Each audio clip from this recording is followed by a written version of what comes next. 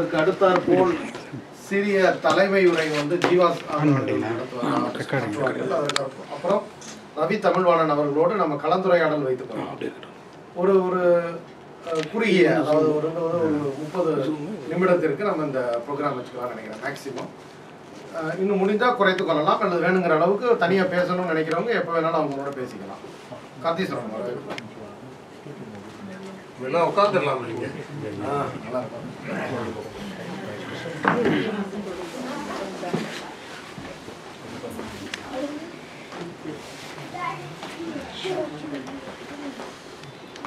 இங்கு அவைக்கு வந்துள்ள அனைவருக்கும் வணக்கம். நாம் அனைவரும் அறிந்த தமிழ்வாணன் அவர்களது புதல்வரும் லேனா தமிழ்வாணன் அவர்களது சகோதரருமான நமது தமிழ் மக்களால் சந்தித்த வேளையில் சிந்திக்க வைத்த ரவி என்று அழைக்கப்படும் ரவி தமிழ்வாணன் அவர்களே தனது புத்தக கண்காட்சியை லண்டன், அமெரிக்கா, மலேசியா முதலிய 70 நாடுகளுக்கு மேல் நடத்தி முதல் முறையாக இன்று ஜப்பானிலே நடத்தியிருக்கிறார்கள். இவரது வாழ்க்கை குறிப்பு பின்வருமாறு.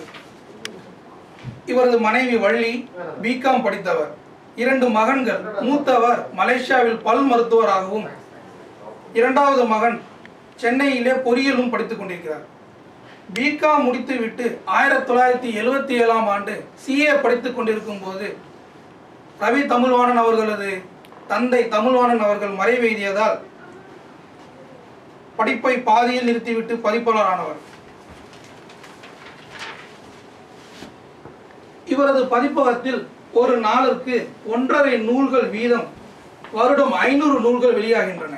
இதுவரை 3200 நூல்கள் விற்பனையில் உள்ளன.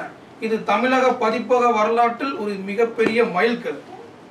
இவர் பெற்ற சாதனைகள் பின்வருமாறு.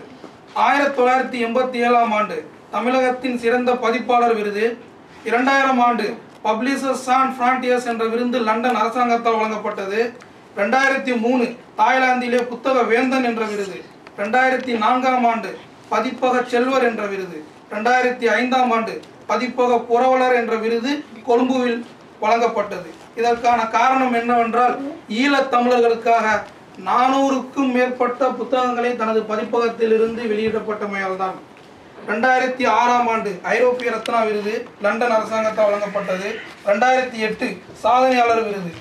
அது மட்டுமன்று, சின்னத்திரையில் இவர்களால் வெளியிடப்பட்டவைகள் சங்கர்லால் துப்பறிகிறார், மணிமொழி நீ என்னை மறந்துவிடு, கிழக்கே உதித்த காதல், கம்ப்யூட்டர் கொலை போன்ற சீரியல்கள் இவர்களால் வெளியிடப்பட்டவைகள்.